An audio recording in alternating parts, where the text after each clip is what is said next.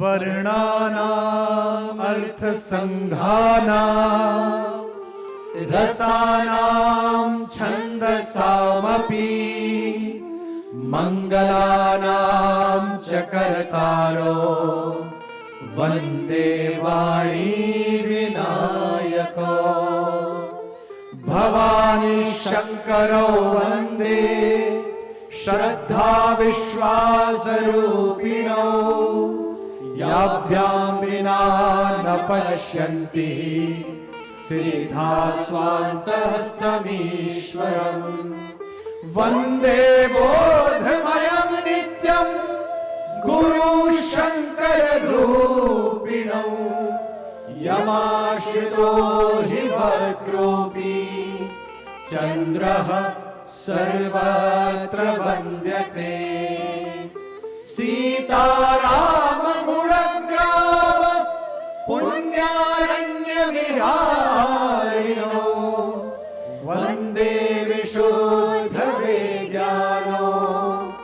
कवीश्वरः कपीश्वरो उद्भव स्थिति संहारकारिणीं क्लेशहारिणीं सर्वश्रेयस्करी सीता नतोऽहं रामवल्लभा नतोऽहं रामवल्लभा नतोऽहं रामवल्लभा यन्मायावशवर्ति विश्वमिखिलम् ब्रह्मादिदेवासुरा यस्सत्त्वादमृगैव भाति सकलं रज्जो यथा हे रमः यत्पादप्लवमेकमेव हि भवाम्बोधिस्थितिर्षावता वन्देऽहं तमशेषकारणपरं रामाख्यमीशं हरि रामाख्यमीशं हरि रामाख्यमीशं हरि नानापुराणनिगमागम सम्मतं यद रामायणे निगदितं क्वचिदन्योऽपि स्वान्तः सुखाय तुलसी रघुनाथ गाथा भाषा निबन्धमतिमञ्जुलमातनोति जो सुमिरत सिद्धि होई गणनायक करिवर बदन करो अनुग्रह सोई बुद्धि राशि सुख गुण सदन मूक होई वाचाल पंगु चढ़ई गिरिवर गहन जासु कृपा सो दया द्रवौ सकल कलिमल हन नील सरोरुह श्याम तरुण अरुण बारिज नयन करो सुममौर धाम सदा क्षीर सागर सयन कुंद इंदु समदेह उमा रमण करुणायन जाहि दीन पर नेह करो कृपा मर्दनमयन करो कृपा मर्दनमयन करो कृपा मर्दनमयन।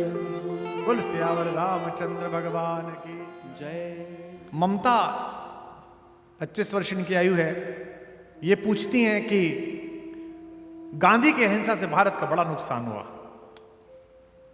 क्या अहिंसा उचित है? यह ममता का प्रश्न नहीं है, यह प्रश्न योग पूर्वक भारत के मस्तिष्क में बोया गया है और कम से कम गुजरात में तो इसका उत्तर दिया जाना चाहिए। 1000 साल बाद भी अगर गुजरात गर्व करेगा, विश्व भर के सामने भारत का विजिटिंग कार्ड लेकर जाएगा, तो उस पर कुछ छपा हो या ना छपा हो, गांधी का चित्र छपा मिलेगा, गांधी की दर्शन छपा मिलेगा। युगीन परिस्थितियों में गांधी को समझिए। सबसे पहली बात तो यह है कि जो तुमने पूछा है ममता की अहिंसा से भारत का नुकसान हुआ, अहिंसा से किसी देश का नुकसान नहीं होता, नुकसान हिंसा से होता है। भगवान महावीर ने विश्व को अहिंसा का सूत्र सिखाया। एक उत्तरीय डाले हुए भगवान जा रहे थे और एक कांटे के पेड़ में उत्तरीय अटक गया। उसे छुटाते समय कांटों के टूटने की संभावना थी। भगवान ने कहा इसे भी क्या छुटाना, हिंसा क्यों करनी, और नग्न निकल गए। पूजा होती है आज पूरे विश्व में उनके अनुयायियों की, साधुओं की। इस प्रकृति ने आज तक केवल 2 प्रकार की नग्नताओं को स्वीकार किया है। एक आपके आंगन में चलते हुए छोटे शिशु की नग्नता, जिसका मन अभी पाप और पुण्य नहीं जानता, या वे महावीर की नग्नता जो पाप और पुण्य से ऊपर उठ गया है, उस महावीर को स्वीकार किया। हिंसा किसी स्थिति में स्वीकार्य नहीं है ममता, और अहिंसा किसी स्थिति में गलत नहीं है। आप में शक्ति है, अच्छी बात है। आप में पराक्रम है, बहुत अच्छी बात है। लेकिन शक्ति और पराक्रम के साथ अगर आप में वर्चस्ववाद है तो बहुत गलत बात है। आप कहते हैं कि हिंसा से भारत को नुकसान हुआ। जो लड़ने के लिए आए थे उनसे हम लड़े थे ना, अहिंसक तो नहीं थे हम। इसी सोमनाथ में आया था ना बहुत प्यारा, तो हमने अहिंसा के कारण नहीं, हमने अपनी दुर्बल नीति, परस्पर फूट, एक दूसरे से विद्वेष और एकता की कमी के कारण भारत का नुकसान किया।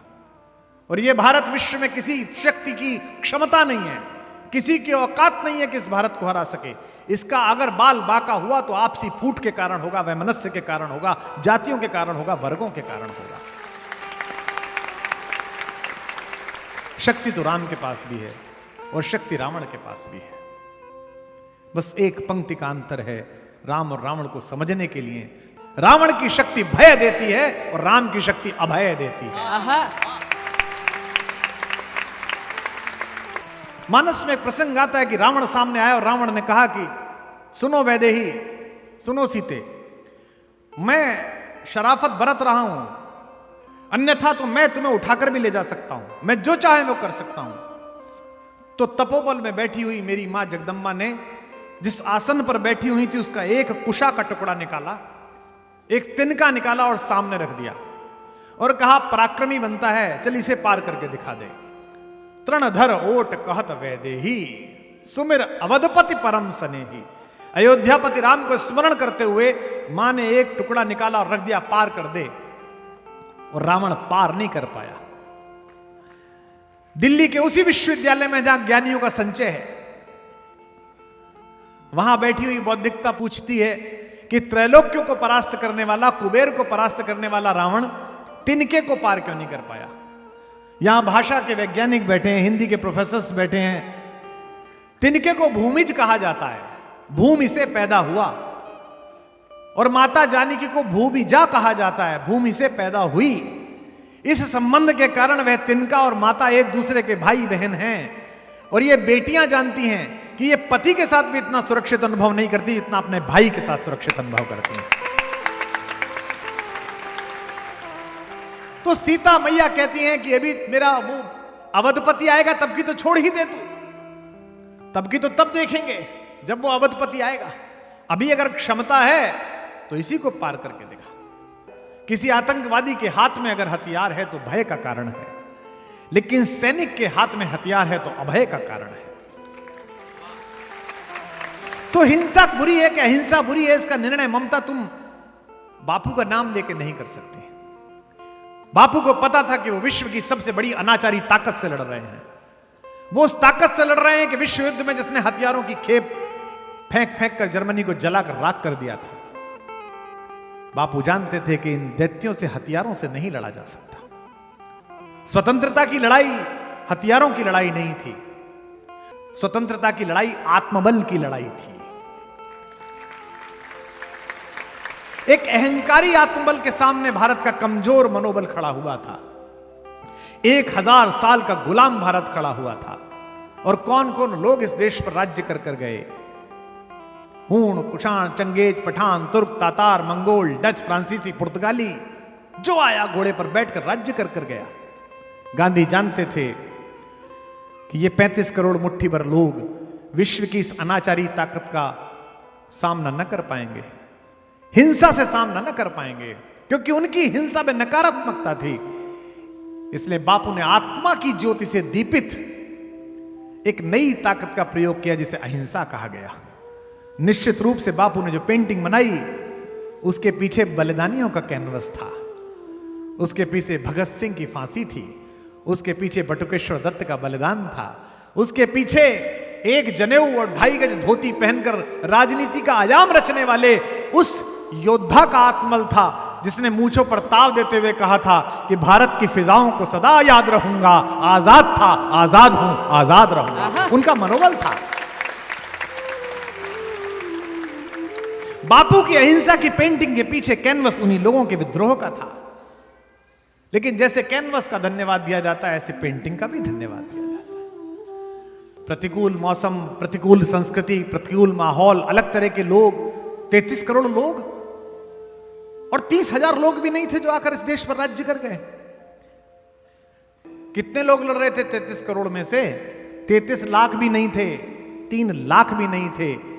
लेकिन जहां जहां से अंग्रेज गुजरे वहां वहां स्वाभिमान के साथ विनम्र सिर लिए हुए भारत की माताएं खड़ी मिलें, भारत के बच्चे खड़े मिलें, और उस अहंकारी की तोपों के गोले खत्म हो जाएं लेकिन बलिदान खत्म ना हो। इस मनोबल को खड़ा करने का काम अहिंसा है, इस मनोबल को खड़ा करने का नाम है। मानकों को ध्वस्त मत करिए। किसी देश को मानक मुश्किल से मिलते हैं, किसी देश को पटेल मुश्किल से मिलता है, किसी देश को गांधी मुश्किल से मिलता है।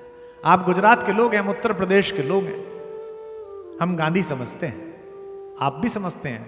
आपके लिए वो एक संत हैं, हमारे लिए वो नागरिक जिसने अहिंसा को हथियार बनाकर विश्व के सबसे बड़े दैत्य को हराया।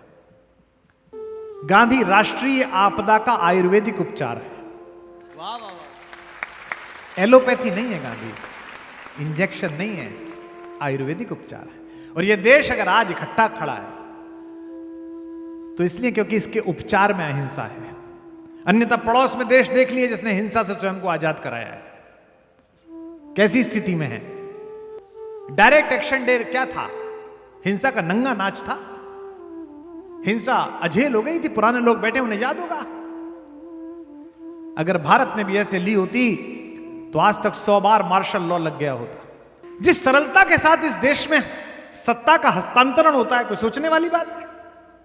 कल तक यह पार्टी जीतती रहती है, पूरे प्रकर्ष पर चलती है, चुनाव होता है, रातों रात एक पार्टी बहुमत में आ जाती है, दूसरी पार्टी के लोग निरीह भाव के साथ सत्ता छोड़कर खड़े हो जाते हैं। किसी का साहस नहीं है कि लोकतंत्र की दीप शिखा का अपहरण कर ले। 1932 में पहली बार हरिजन के संपादकीय में बापू ने इसी साबरमती में जहां मैं बैठा हूं, इसी के किनारे बैठकर एक अग्रलेख लिखा था। उसमें पहली बार राम राज्य शब्द लिखा। कांग्रेस में जिक्र हुआ इस बात का कि बापू ने राम राज्य क्यों लिख दिया। बापू ने कहा छोड़ो राम राज्य, छोड़ो धर्म राज्य मान लो। जिनकी वैचारिकी के पितामह ने राम राज्य लिखा हो, जिनकी वैचारिकी के सबसे बड़े बाबा ने धर्म राज्य लिखा हो, अगर वो संविधान में धर्मनिरपेक्षता की बात करते हैं तो वो राष्ट्र का भी अपमान कर रहे हैं और बापू का भी अपमान कर रहे हैं।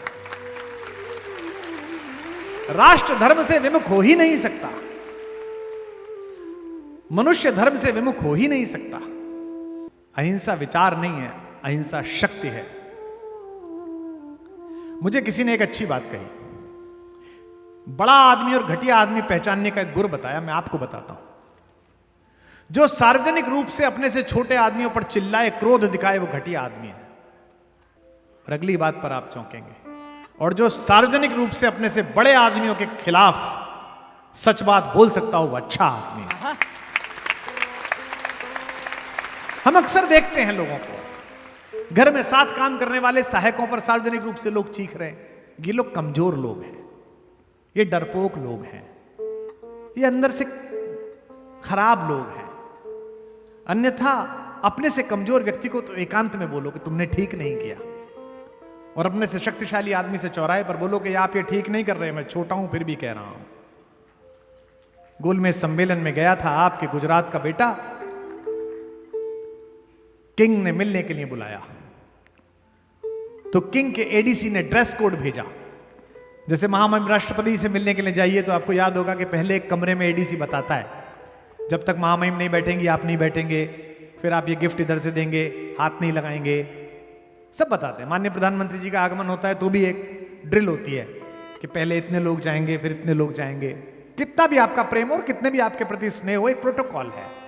किंग का तो किंग का प्रोटोकॉल था, वो तो विश्व का मालिक था, 2/3 दुनिया में उसका यूनियन जैक पहन रहा था।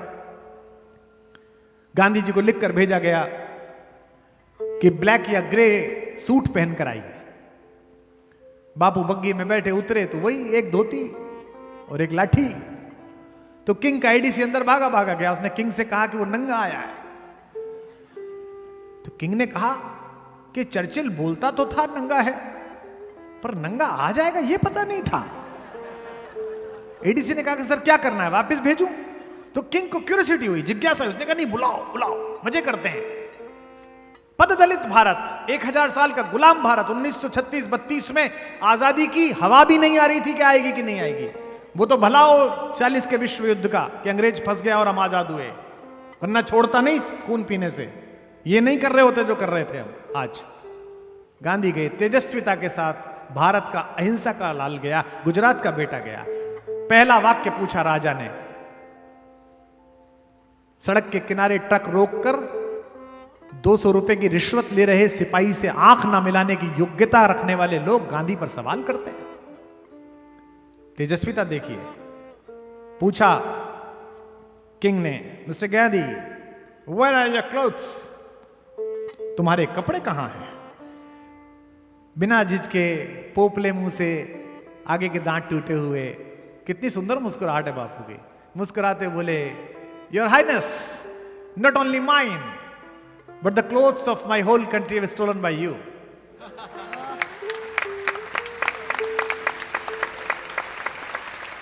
तुम्हारे एकता की कमी के कारण, तुम्हारे एक दूसरे पर भरोसा न करने के कारण 30,000 आदमी सोमनाथ में था, 3,000 लफंगे लेके आया था। वो ईश्वर के भरोसे खड़े हुए थे। धर्मो रक्षति रक्षिता, धर्म उसकी रक्षा करता है जो उसकी रक्षा करता है।